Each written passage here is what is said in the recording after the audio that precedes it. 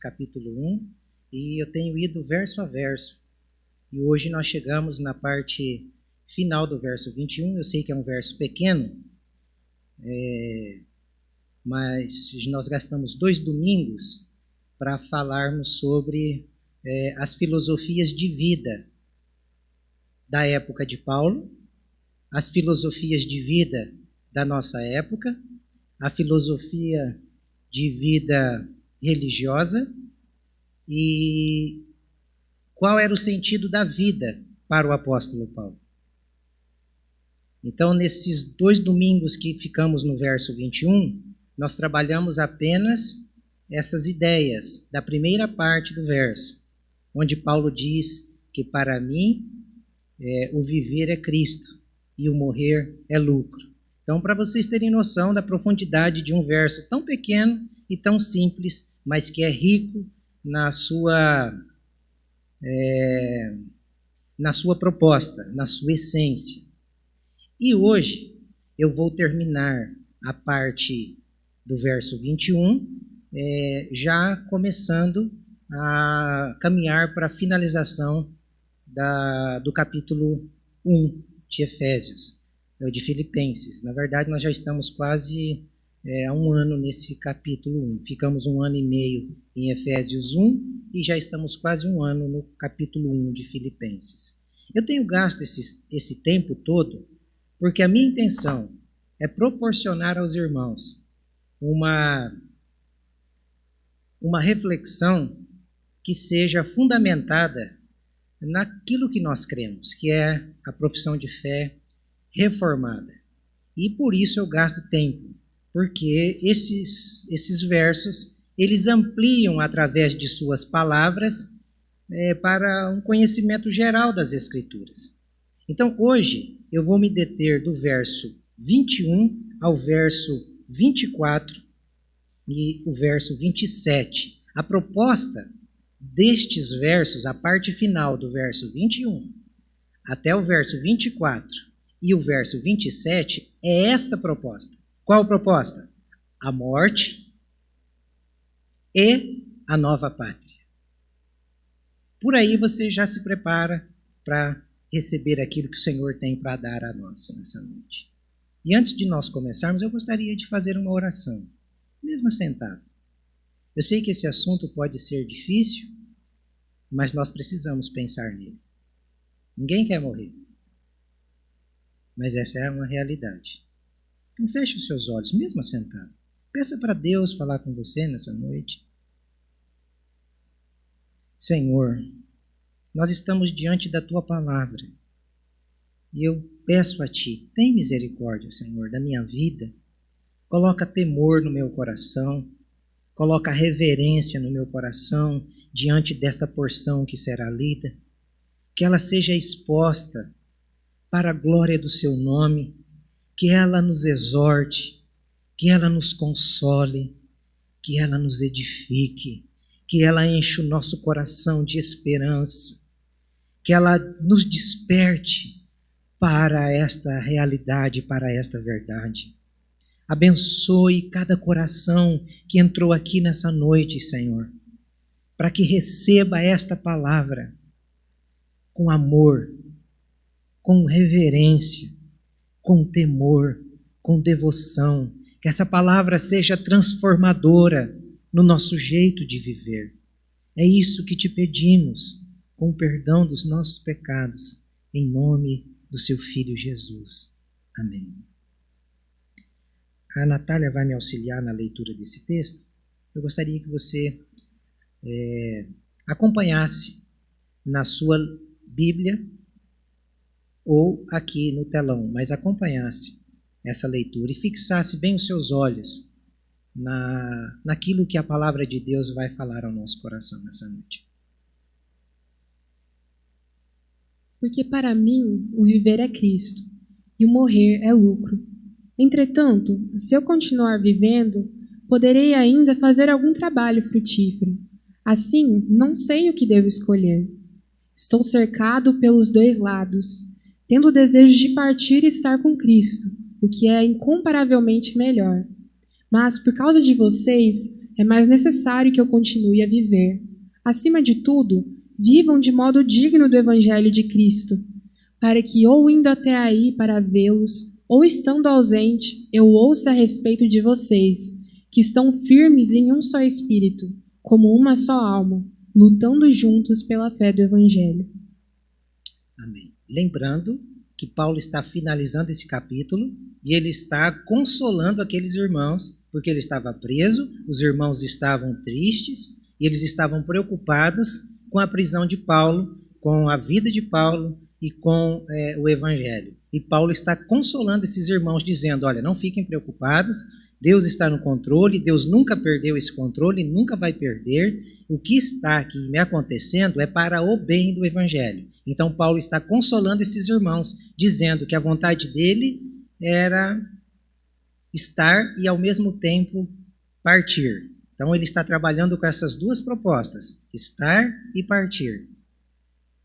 E deixa claro que a maior vontade era partir, mas via essa necessidade de estar com aqueles irmãos. Por quê? Para a edificação, para a orientação daqueles irmãos. Então, o texto está partindo dessa premissa. É a partir disso que Paulo vai desenvolver os argumentos que nós vamos nos deter aqui daqui para frente. Então, quais são os detalhes mais importantes aqui neste texto que foi lido? O primeiro detalhe, claro, o que é a vida para você? Lembrem-se, como nós já vimos no estudo anterior, as mais variadas filosofias de vida que a Bíblia nos apresenta. Quais? As filosofias de vida dos estoicos, dos epicureus, a filosofia de vida daqueles que não creem, a filosofia dos ateus, a filosofia de vida dos religiosos, dos fariseus, e por fim nós vimos qual era então a proposta de vida que o apóstolo Paulo dá aqui no texto. Talvez essa pergunta seja muito difícil. O que é a vida para você? O que é a vida para mim? Mas nós precisamos encarar essa pergunta, porque todos nós precisamos respondê-la. Todos nós devemos respondê-la, e de modo muito consciente. Por que nós devemos respondê-la de modo muito consciente? Porque muitos de nós, por não termos uma compreensão correta do que é a vida, nós não temos como responder a segunda pergunta. Por nós não sabermos responder essa primeira, o que é a vida, a gente vive de qualquer jeito, a gente vive de qualquer modo. E a Bíblia, ela deixa muito claro que havia um homem muito rico, que estava vivendo de modo não condizente com as Sagradas Escrituras. E Jesus chega para esse homem muito rico. Ele tinha feito uma grande colheita, ele construiu um grande celeiro. Ele estava vivendo a vida e armazenando para o futuro, preocupado com a sua posteridade, vivendo de modo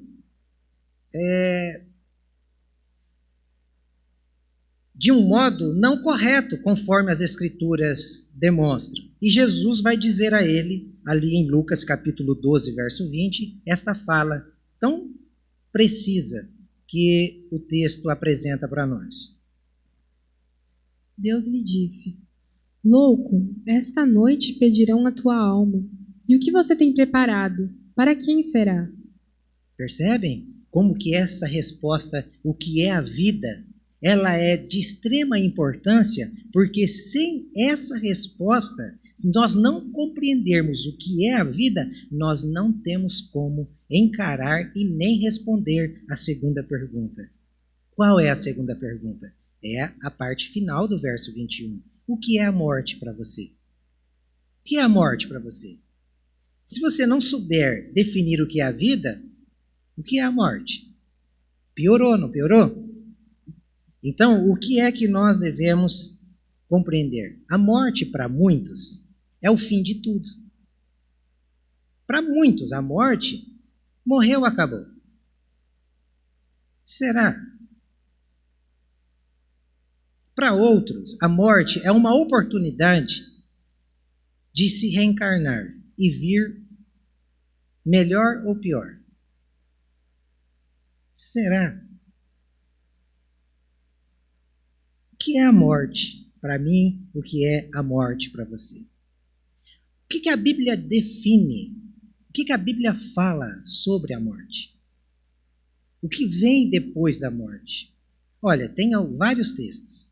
Hebreus capítulo 9, verso 27, vai dizer que ao homem está ordenado morrer uma só vez, depois da morte segue-se ao juízo.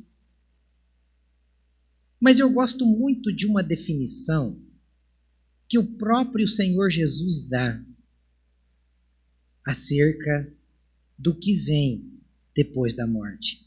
Porque esta definição de Jesus, ela elimina todas as possibilidades, todas as interpretações e toda forma de pensamento. Qual é a definição que Jesus dá? Essa de Lucas capítulo 16, do verso 19 ao verso 31, onde ele vai dizer acerca do rico e do Lázaro. Ele vai deixar muito claro que após a morte existem dois lugares eternos. Quais são eles? Um lugar de gozo e um lugar de tormento. Então, quando a gente morre, não acaba. A morte não é o fim. A morte é o começo. O começo daquilo que é eterno. A morte é essa transição.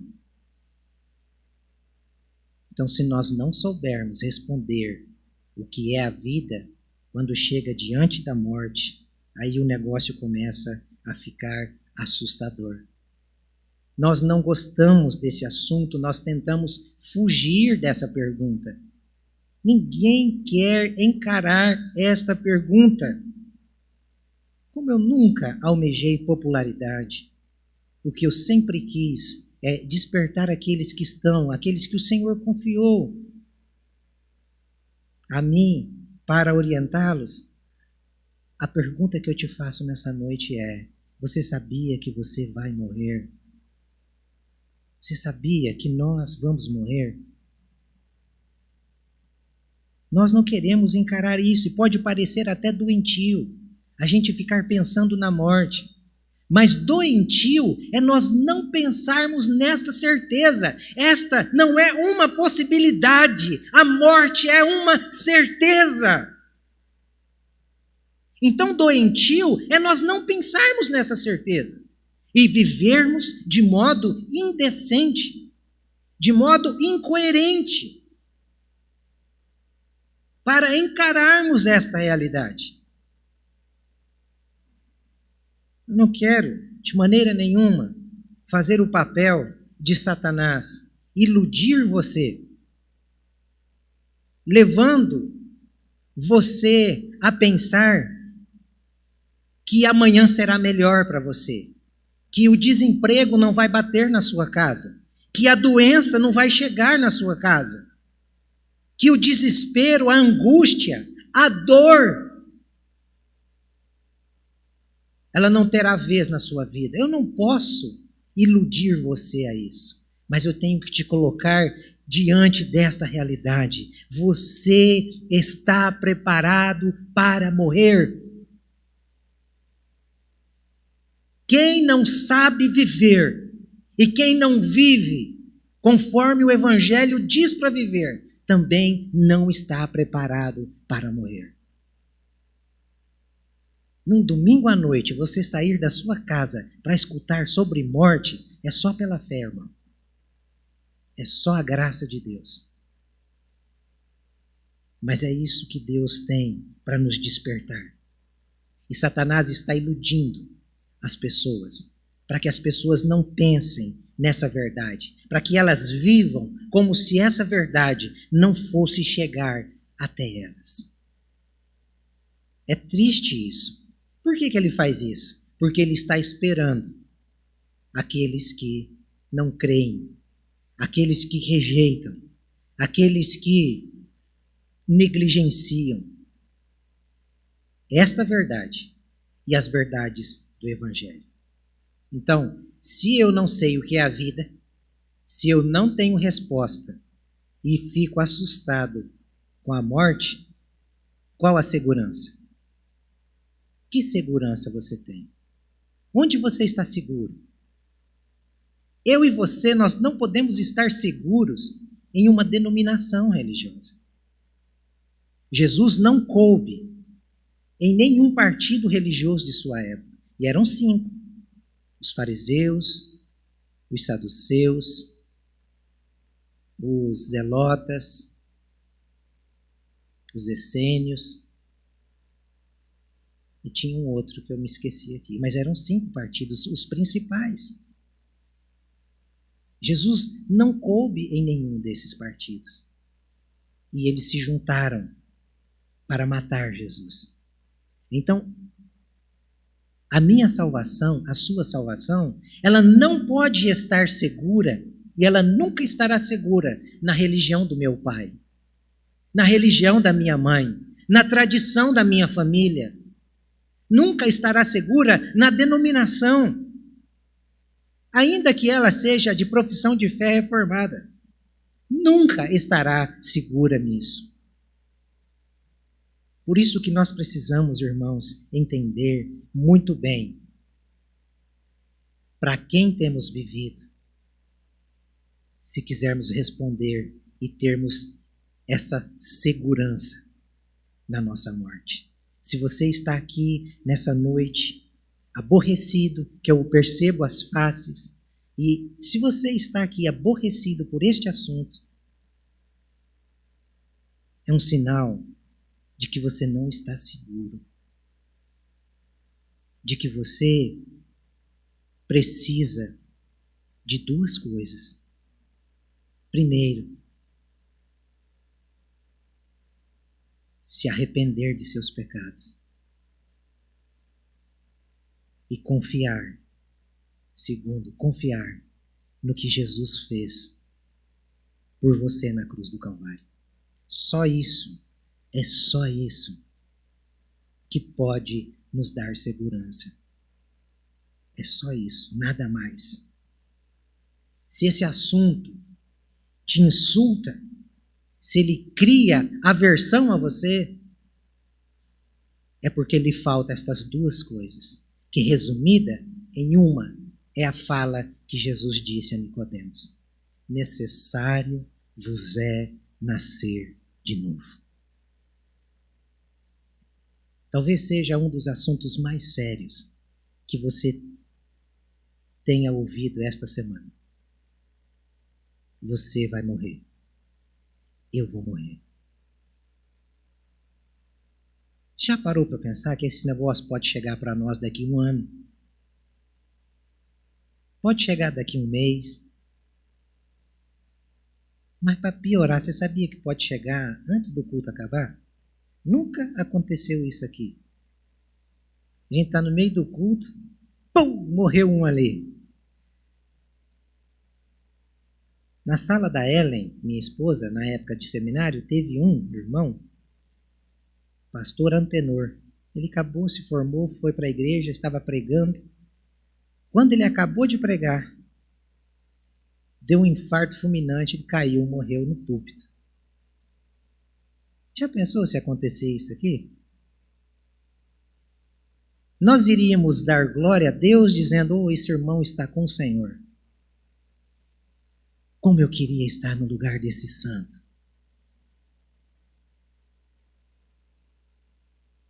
Ou nós iríamos entrar em desespero? Vocês estão percebendo como nós não estamos preparados para esta verdade, irmãos? Como nós estamos vivendo uma vida como se nós nunca fôssemos experimentar isso. Deus abençoe que eu não tenha que realizar nenhum culto fúnebre daqui para amanhã. E nem que vocês tenham que vir aqui no meu. Você está rindo? Mas isso aí pode ser verdade. Pode ser verdade. Qual é a ordem, então, que Jesus dá? Prepare-se. Prepare-se para esta verdade. Nós vamos encontrar-nos com o nosso Senhor uma hora ou outra. Ele disse, olha o que ele disse para os discípulos antes de ser assunto aos céus. que o coração de vocês não fique angustiado. Vocês creem em Deus? Creiam também em mim. Na casa de meu pai há muitas moradas. Se não fosse assim, eu já lhes teria dito, pois vou preparar um lugar para vocês. E quando eu for e preparar um lugar, voltarei e os receberei para mim mesmo, para que onde eu estou, vocês estejam também. Que o coração de vocês não fiquem angustiados. Por que não é para ficar com angústia quando a gente fala sobre morte? Porque nós estamos seguros em Jesus. É por isso, irmãos, nós devemos encarar esse momento sabendo que Ele mesmo disse que Ele tem prazer na morte do justo. Deus tem prazer na morte do justo, porque é um santo que está subindo para o encontro dele. Então, em primeiro lugar, eu quero me deter aqui nesse tópico final do verso 21. Porque para mim o viver é Cristo e o morrer é lucro. É doido ou não? Esse texto para mim, na verdade, ele é um teste. Ele é um teste, tanto para o ateu quanto para o crente. É um teste. É engraçado que o ateu é um à toa. Por que é um à toa? Porque se ele não acredita que Deus existe, por que ele fica tentando provar que Deus não existe? Eu vou tentar provar uma coisa que não existe? Vou ficar perdendo tempo em tentar provar alguma coisa que não existe? Irmãos, todos nós, seres humanos, temos dentro de nós uma centelha divina. A imagem de Deus existe dentro do ser humano. E por mais que a gente tente negar que ele não exista, dentro de nós existe uma voz sempre ecoando: Deus é real. Deus existe. E a maior prova de que Deus existe é a morte. Porque ele disse lá no Jardim do Éden, para o Adão e para a Eva: se vocês comerem do fruto, vocês morrerão. Se o homem não morresse, a gente poderia duvidar de um monte de coisas. Então, por isso que eu olho para esse texto e eu encaro esse texto como um teste. Agora, diante deste teste, para você, o que é mais fácil dizer? O viver para mim é Cristo ou o morrer é lucro? Qual é mais difícil para você? Seja sincero. Esta semana eu fiquei pensando nisso a semana inteira. E eu não hesito em dizer a você que, para mim, mais difícil foi encarar o texto e dizer que o viver é Cristo. Por que para mim o mais difícil é dizer o viver é Cristo? Porque eu percebo as minhas falhas. Eu percebo que esta é a responsabilidade minha. Viver é Cristo. Eu preciso viver como Cristo. Para eu viver como Cristo, muitas implicações recaem sobre mim. Morrer para mim mesmo. Abrir mão do jeito que eu penso que deve ser vivido. Deixar os prazeres, deixar os meus sonhos. Enquanto estão dizendo para você que você tem que sonhar, a Bíblia vai dizer: deixa esse sonho para lá. Acorda para a realidade, meu filho. deixar as minhas ambições, deixar as minhas cobiças. Por isso que, para mim, é mais difícil dizer que o meu viver é Cristo. Porque o morrer é lucro. Não é tão difícil de dizer. Porque quando você crê no que Jesus fez por você, você entende que não depende de você, que você não vai para o céu porque você é bom, que você não está salvo porque você fazia boas obras, que você frequentava uma denominação religiosa. Então, morrer é lucro, porque eu estou seguro no que Cristo fez por mim. Então, eu estou seguro nele.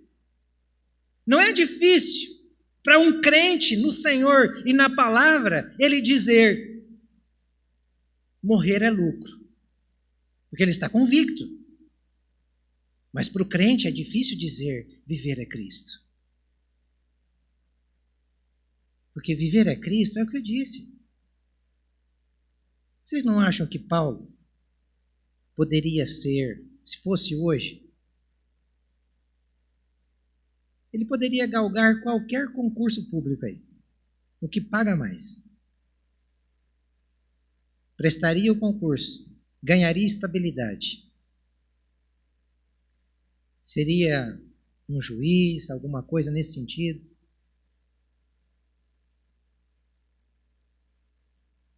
Mas para ele dizer o viver é Cristo, ele se absteve de todos os seus sonhos, de todas as suas propostas, para ir fazer tenda.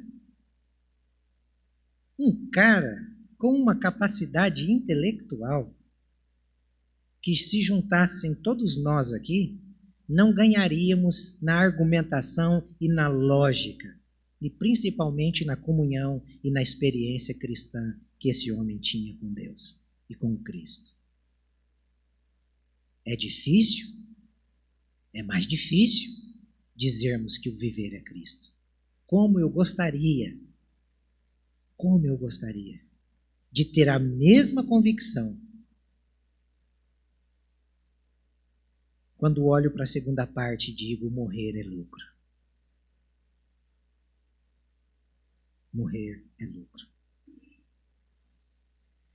Só que o problema aqui é: será que todos nós que estamos aqui podemos encarar a morte desse mesmo modo como Paulo havia? Será que todos nós aqui realmente podemos dizer isso? O morrer para mim é ganho, é lucro. Já pararam para perceber que a gente só quer morrer quando as coisas não estão bem? Quando tudo começa a dar errado na vida da gente, a gente diz: ô Senhor, me leva logo, Senhor. Por que a gente só ora pedindo para Deus levar a gente para Ele quando as coisas estão ruins? Aí você pode dizer: mas Paulo vivia só assim, no embaraço. Era de cadeia em cadeia, de naufrágio em naufrágio, de chicote em chicote. Por isso que esse homem fala tanto da morte. Será que é por isso? Não. É porque ele realmente teve as experiências e ele estava convicto daquilo que a Bíblia diz, daquilo que o próprio Jesus disse ao ladrão da cruz: hoje mesmo, você estará comigo no paraíso. Por isso que eu volto a lhe perguntar: você está certo de que se você morresse hoje, você estaria com Cristo? Cristo seria o Senhor da sua vida? Para ajudar na nossa reflexão e caminharmos aqui para o final dessa primeira parte, eu vou exemplificar com duas interpretações acerca da morte. E eu gostaria que você analisasse em qual delas que você se encaixa. Porém, somente uma lhe dará a segurança. Então, qual é a primeira? Existem duas formas para nós encararmos a morte. Qual é a primeira? Olha essa caveira que bonita. Qual é a primeira? Medo e ódio. Por que medo e ódio? Medo e ódio porque é a única certeza que todos nós temos e não podemos ignorar.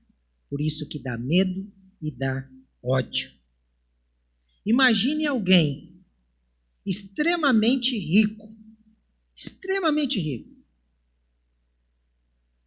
e ele descobre, através de um diagnóstico, que os seus dias estão chegando ao fim. E para piorar a coisa, ele é apegado aos bens materiais. E quanto mais os dias se aproximam, ele percebe mais e mais perto da morte. Ele sente o cheiro da morte. O que tem no coração de uma pessoa assim? Medo, ódio, porque com todo o seu dinheiro, ele não consegue um tratamento que impeça. Com todo o seu dinheiro, ele não consegue pagar para que a morte desvie dele. Ele não consegue criar barreiras para que a morte não entre e nem se aproxime dele. E ele olha para os seus bens e descobre que ele nada vai levar. Nada. Nada, nada, nada. E para piorar, ele não sabe para onde ele vai. Ele não sabe o que está esperando lá do outro lado. Irmão, que desespero. A morte é a última inimiga a ser vencida por todos os seres humanos. Por todos os seres humanos. E ela se aproxima lentamente. Se nós pudéssemos sentir o cheiro, por isso que a morte não cheira. Porque se a morte cheirasse como aquela feijoada, como aquela carne de porco quando está sendo frita, se a morte cheirasse e nós sentíssemos esse cheiro, nós faríamos de tudo para escapar.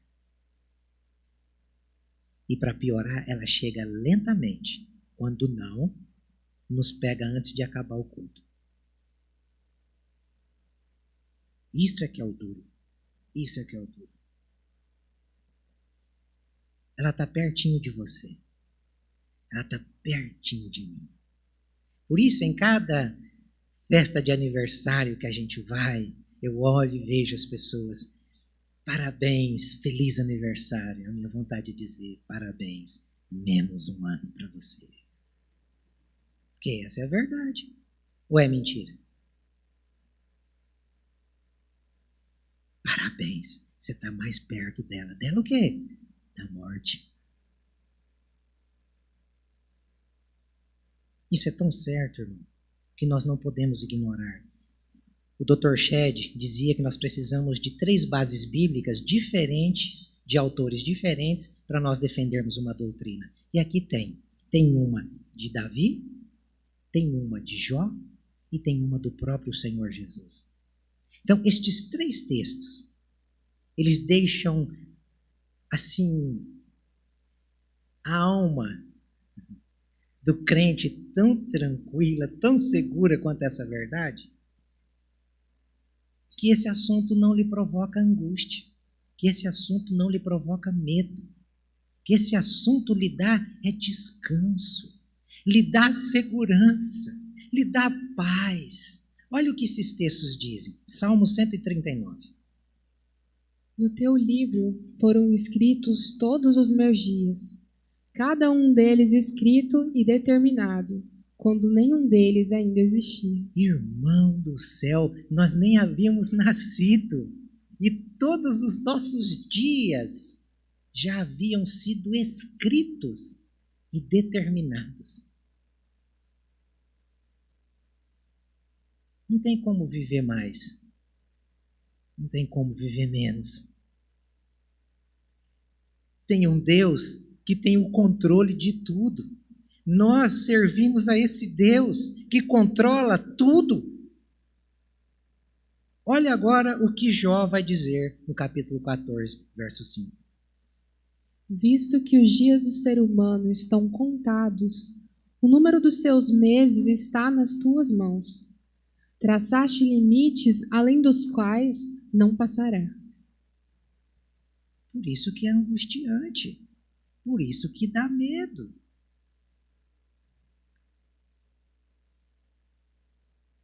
Na fila, a gente tenta cortar a fila. Essa fila não tem como cortar, não tem como entrar na frente, nem dar a vez, nem ser gentil. Não quero ser gentil com você, Laodiceia. Pode ir na minha frente. Não tem como. Tem um limite. Está ali. Ninguém vai passar daquilo que foi determinado por Deus. Você pode dizer, mas e aquele que orou e Deus acrescentou mais 15 anos na vida dele? E você acha que aquilo não estava no plano de Deus?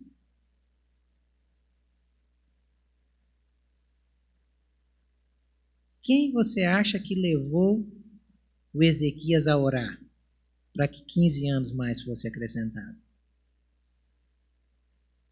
O próprio Deus. Nada foge do controle, irmão. Ah, mas isso aí é o Jó que está dizendo, isso aí é o Davi. Ah, então vamos ver o que Jesus diz acerca disso. Vai lá. Quem de vocês, por mais que se preocupe, pode acrescentar um côvado ao curso da sua vida? Olha Jesus dizendo. Quem pode acrescentar um côvado à medida da sua vida? Um côvado é a medida de um passo. Em outras palavras, Jesus estava dizendo, meu filho, se for para você morrer saindo da porta da igreja com os 2 pés juntos, você não vai conseguir nem dar o passo seguinte para sair fora da porta. Você vai morrer com os 2 pezinhos juntos dentro da igreja, nem vai cair para fora, vai cair de costas. Nem um passo nós podemos acrescentar. Agora você imagine, para quem não está seguro em Cristo, observa estas verdades, o que causa num coração desse? Angústia, ódio, medo, insegurança, incerteza, porque ele sabe que isso é verdadeiro. Ele sabe. Ele está pleno e convicto. Ele já teve uma experiência dessa na família. Teve a experiência com um amigo. Teve a experiência com um vizinho. Ele teve. E ele sabe que a caveira com a foice vai chegar perto dele. Não sei se vai ser assim, não é? Aqueles que morrem fora do Senhor, vem uma caveira com a foice para levar, de roupa escura, não sei. E aqueles que morrem no Senhor, vem aquele anjo para nos transportar. Eu já falei para vocês que eu tenho medo, não sei como que vai ser o nosso translado daqui, atravessando essas galáxias para cima aí. Tem que ter um negócio muito seguro para... Nossa, meu Deus, falo, Senhor, que jeito que vai ser isso? É muito louco esse negócio aqui. Mas Paulo estava convicto. E qual é, então, a segunda forma para nós encararmos a morte? Para o cristão, é essa. Triunfo e transição. O cristão olha para a morte como algo já vencido. É triunfo, é uma luta que já foi vencida. Nós só vamos passar por ela, mas ela já foi vencida. Foi vencida por quem, irmãos? Pelo nosso Senhor Jesus Cristo.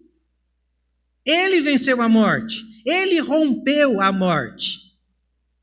E ele não só rompeu, mostrando a certeza daqueles que estão com ele da ressurreição, como ele antes de ressurgir dos mortos. Chamou o morto de 3 dias, mais de 3 dias para fora. Um morto em decomposição.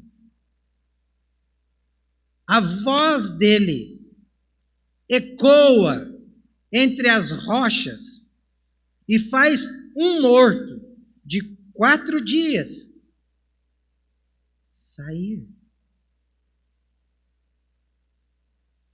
E a maior de todas as evidências é a sua própria ressurreição.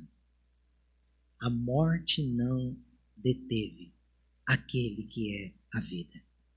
Sabe por que nós temos muito medo desse assunto? É porque nós não estamos diante ou em comunhão com a vida, que é Cristo, autor da vida, Senhor da vida. Nosso comportamento muitas vezes se parece mais com o de Marta e o de Maria. Senhor, se o Senhor estivesse aqui, Lázaro não teria morrido. Marta, Maria, se vocês crerem, vocês verão a glória de Deus. Não, nós sabemos que ele vai ressuscitar no último dia. Não, vocês não estão entendendo. Me leve até ele. Tirem a pedra. Lázaro, por favor, vem para fora. E sai aquele homem mumificado. Se eu estivesse num lugar desse, eu saía correndo. Morto vindo ao encontro. E não vem com cheiro de morte. Já pensou? 4 dias? Era para o bicho estar fedendo, não é? Esse é o poder do Evangelho. Quando nós estávamos mortos em nossos delitos e pecados, ele já demonstrou ser a vida, porque ele soprou vida, nos chamando da morte espiritual para a vida espiritual. E nós só compreendemos o Evangelho porque o Espírito de Deus soprou vida em nós, enquanto nós estávamos mortos, para que crescêssemos, para que a nossa consciência fosse restaurada no Senhor, para que o nosso coração reconhecesse a voz do bom e supremo pastor. É por isso. Então, olha como Paulo, ele observou a morte. A morte para ele tinha este sentido: triunfo, transição. Olha o que ele vai descrever no verso 23 do capítulo 1 de Filipenses.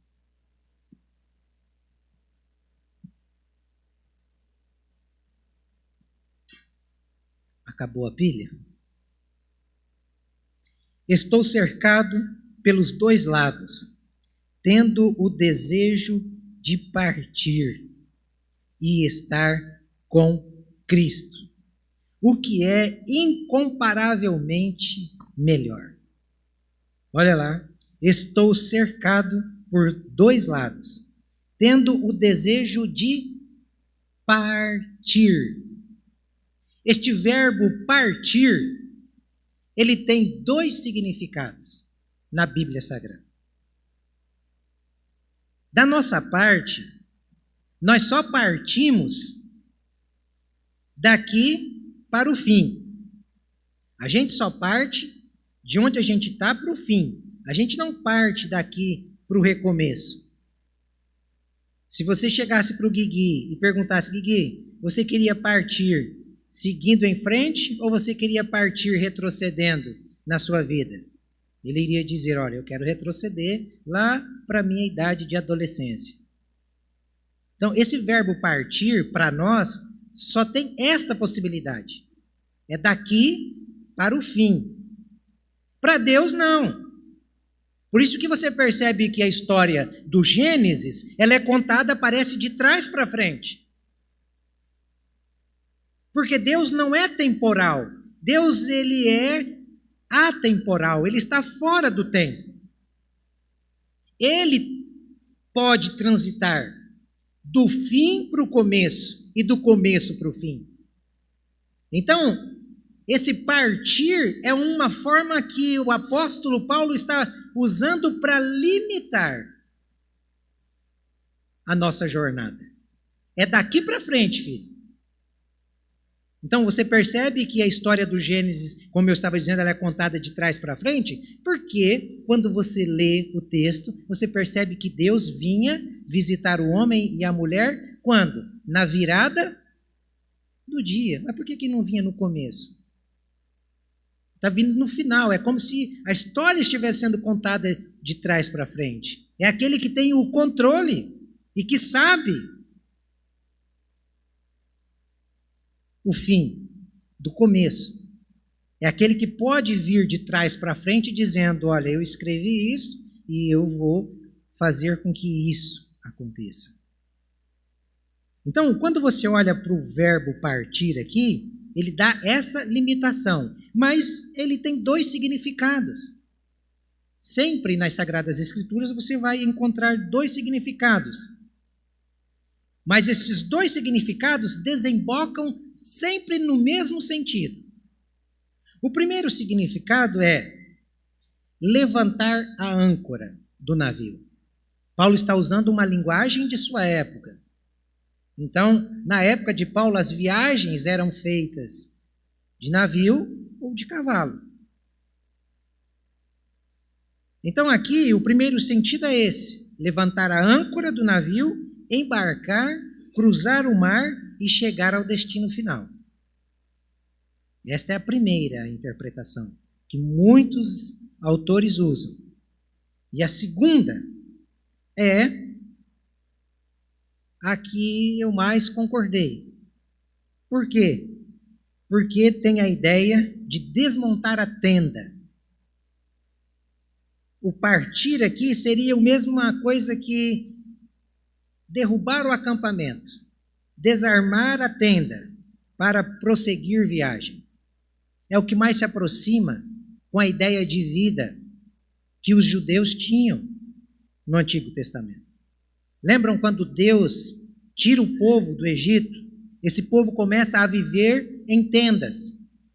E eles tinham o sinal de Deus através do movimento da nuvem. Quando a nuvem andava, era uma forma de sinalizar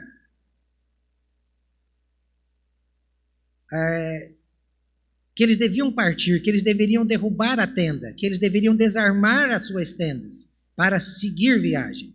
E a ideia aqui que o Paulo está colocando é justamente essa, e é esse conceito que me parece mais verdadeiro no texto. Tanto é que você pega, por exemplo, 2 Coríntios capítulo 5, verso 1, e 2 Pedro capítulo 1, verso 13 e verso 14, você tem essas duas ideias. Pois sabemos que se a nossa casa terrestre desse tabernáculo se desfizer, temos da parte de Deus um edifício, uma casa não feita por mãos humanas, eterna nos céus. 2 Pedro 1, 13 e 14. Também considero justo, enquanto estou neste tabernáculo, despertar essas lembranças em vocês, certo de que estou prestes a deixar o meu tabernáculo, como efetivamente nosso Senhor Jesus Cristo me revelou. Esta é a ideia do partir. O nosso corpo é como se fosse uma tenda, como se fosse um tabernáculo. E Deus revelou isso para o Paulo, que ele estava prestes a partir. Partir para onde? Então, aqui, a gente entende porque para o cristão é melhor a morte. Por quê?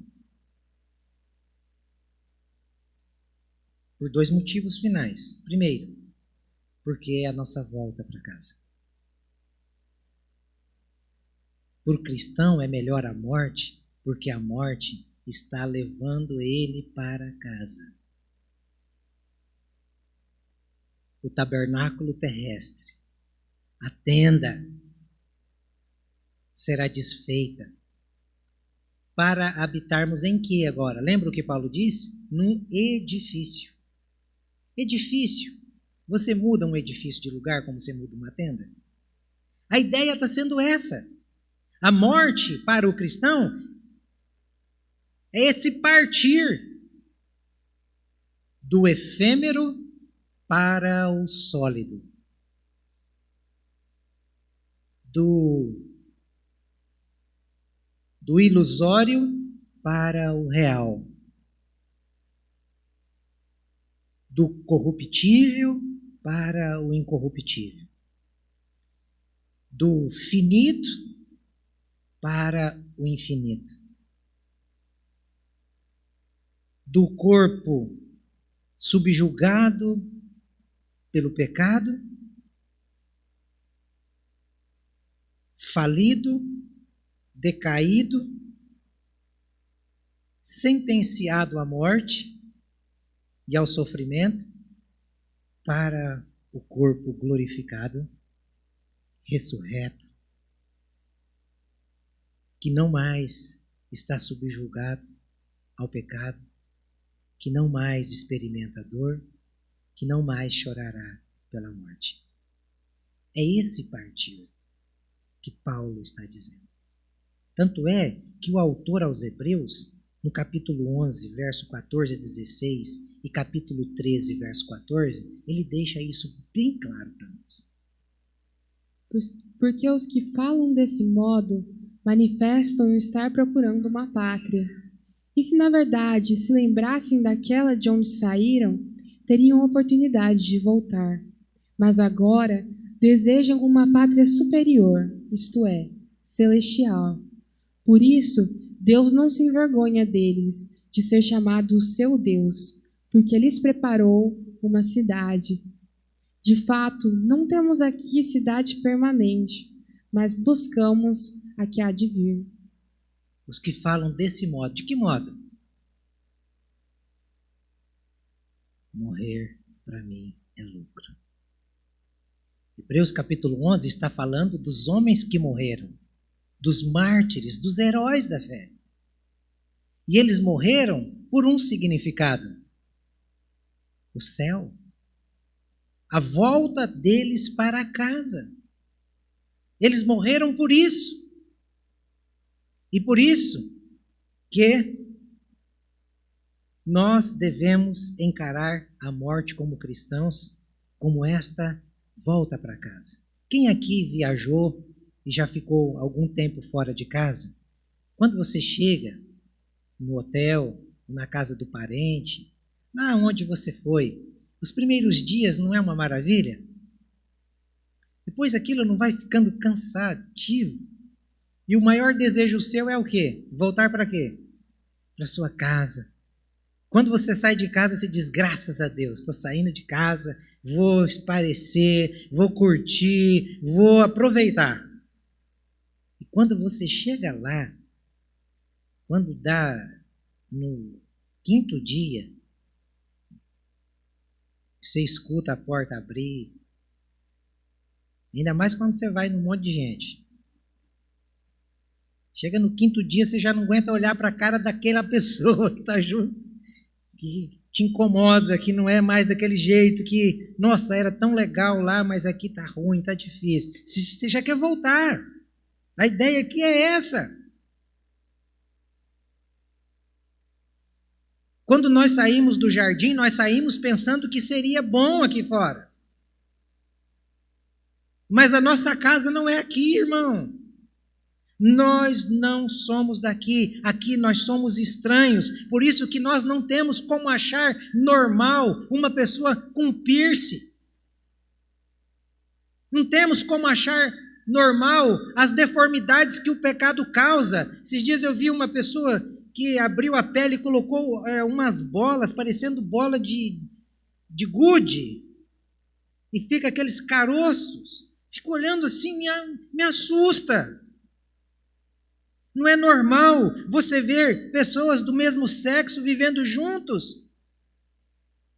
O que importa é o amor, o que importa é eu ser feliz.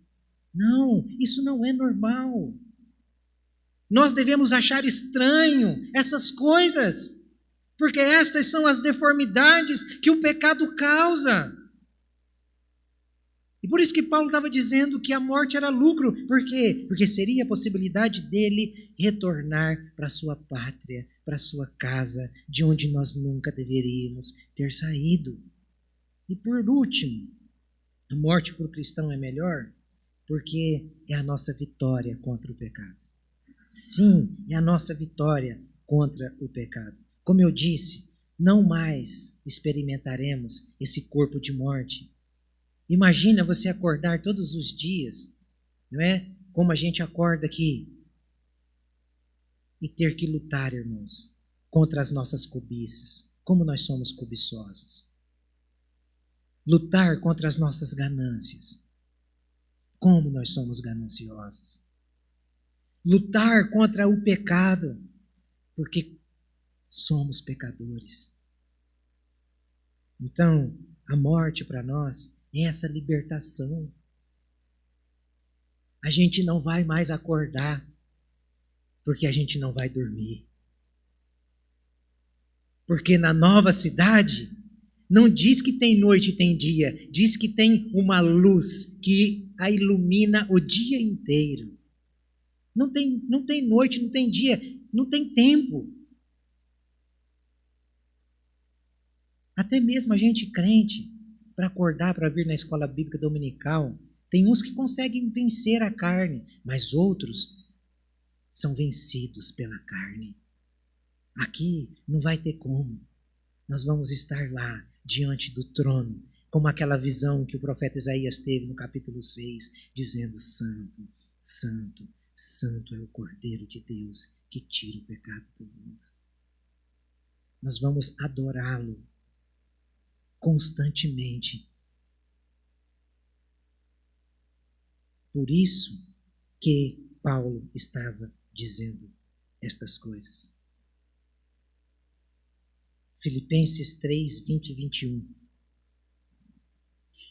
Pois a nossa pátria está nos céus, de onde também aguardamos o Salvador, o Senhor Jesus Cristo, o qual transformará o nosso corpo de humilhação para ser igual ao corpo da sua glória, segundo a eficácia do poder que ele tem de até subordinar a si todas as coisas. Aleluia.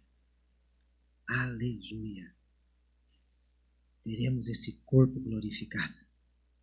Esse corpo que não mais nos escravizará. Esse corpo que não mais permitirá que a gente lute, que a gente se frustre, que a gente se machuque. Mas esse corpo perfeito. Em Números, capítulo 23, 10, você vai perceber que Balaão desejou morrer a morte do justo. Moisés deixa isso bem claro lá, que Balaão desejou morrer a morte do justo. Só que, irmãos, muitos que estão aqui, que assistem pela internet, também desejam morrer a morte do justo. Quem não deseja morrer a morte do justo? Todos desejam. Mas para morrer a morte do justo, tem que viver como justo. É a mesma coisa quando eu vejo aquelas pessoas com uma bestajada de fazer jejum de Daniel. Quer fazer jejum de Daniel? Primeiro vai viver como Daniel. Não jogar dentro de uma cova para ver se vai sair.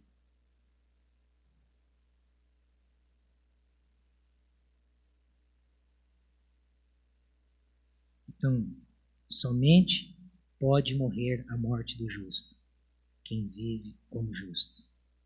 E quem vive como justo pode dizer o que está piscando aí na tela. É para você isso aí? A morte é lucro? Se não é, precisa ser. Se não é, você não pode dizer: para mim, o morrer é lucro. Próximo domingo, se Deus permitir, nós vamos para finalização desta última parte. E eu gostaria nesse momento de orar, mesmo assentados. Talvez você está aqui nessa noite e não tem esta certeza. Aí onde você está, você pode pedir ao Espírito de Deus, se Deus estiver incomodando o seu coração para isso.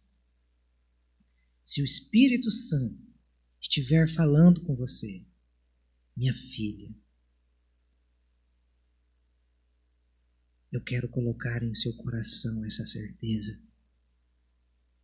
Minha filha, isso que foi falado, meu filho, isso que foi falado, é verdade. Você vai morrer. A morte vai chegar para todos, inclusive para você.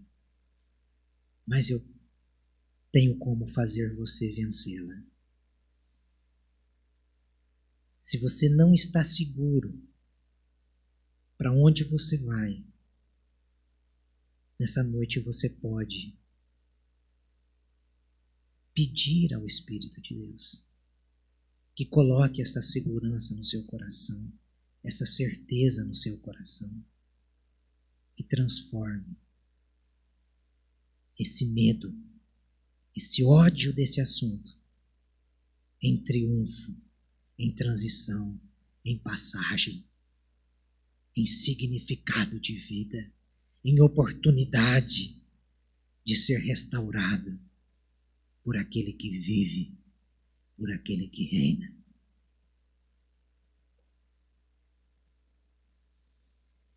Ore comigo dizendo: Senhor Jesus, nessa noite eu peço a Ti perdão. Coloca em meu coração essa certeza, meu Pai, de que sou Seu filho, de que o Senhor nessa noite me despertou e me marca. Abençoe o meu coração e a minha vida, para que a partir de hoje eu viva de modo coerente com o Evangelho do Senhor. Em nome de Jesus. Amém. Ó Pai, em nome de Jesus, se pessoas fizeram essa oração, eu peço a Ti que o Senhor, do medo, que o Senhor tire desse coração toda angústia e coloque a certeza de vida eterna e a segurança que só o Senhor e o Espírito do Senhor pode dar. Em nome de Jesus é que eu oro. Amém. Amém. Depois desse louvor, você pode cumprimentar as pessoas próximas a você, com a graça e com a paz, e tenham todos uma excelente semana.